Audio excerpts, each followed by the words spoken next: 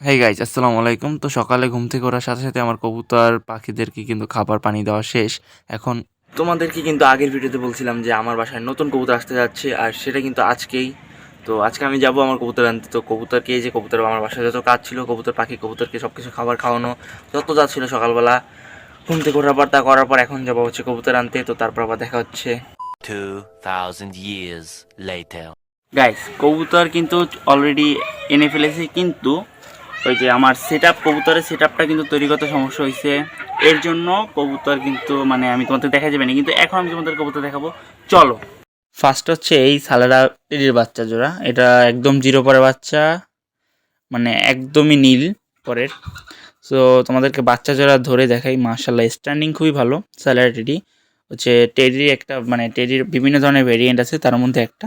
তো আমার কাছে আমি আনছি দুই জাতের টেডি, সালারা টেডি মানে সালারা টেডি একটা আছে, আরেকটা কি সেটা তোমার পরে দেখে, আগে বাচ্চাগুলো দেখো। যে জিরো পরের বাচ্চা ওরকম দেখার মতো নয়, তবে পাকিস্তানি কবুতরের পা আর নখ হচ্ছে মেইন, এই নখগুলো হয় অনেক বড় বড় কবুতরে।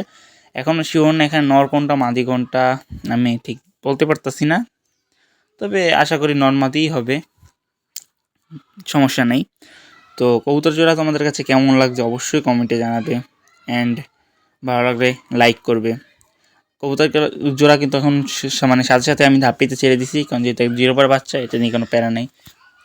আর এখন যেটা দেখাবো সেটা হচ্ছে এই জনসিরা টেডির বাচ্চা, রানিং মাদি বাচ্চা না সরি। তো এই মাদিরা কিন্তু হচ্ছে এটার মা বাবা হচ্ছে ডাইরেক্ট ইম্পোর্ট করা পাকিস্তানি কবুতর, পাকিস্তান থেকে ইম্পোর্ট করা। আর যে ইম্পোর্ট করছে তার নাম হচ্ছে মাসুদ, খুলনার। তো তার কাছ থেকে এই কবুতরটা আনা।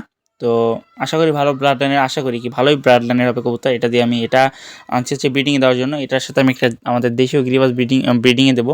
তো তা দেখতে হলে অবশ্যই আমার চ্যানেলের সাথে থাকতে হবে। নেক্সট ভিডিওতে তোমরা তা দেখতে পারবে ইনশাল্লাহ, আশা করি। তো এখন এই কবুতরটা খুবই ফাস্ট কোয়ালিটি, ভালো ব্লাড লাইনের, আশা করি অনেক ভালো ফ্লাই করো, ভালো রেজাল্ট পাবে এদের বাচ্চা দিয়ে, আশা করি। যেটা আলহামদুলিল্লাহ সেই সালামতভাবে কিন্তু আমি আমার কবুতরকে কিন্তু দেখো ব্রিডিংয়ে যে এখানে দিছি। তবে এইটা এখানে রাখার কারণ হচ্ছে যে জনসিরা টেরিটাকে এখানে রাখার কারণ হচ্ছে ওকে আমি ব্রিডিংয়ে দেবো। তো আমার একটা দেশি গিরিবাজের সাথে ব্রিডিংয়ে দেবো, সেটা কী কবুতর সেটা তোমাদেরকে আমি নেক্সট ভিডিওতে দেখাবো।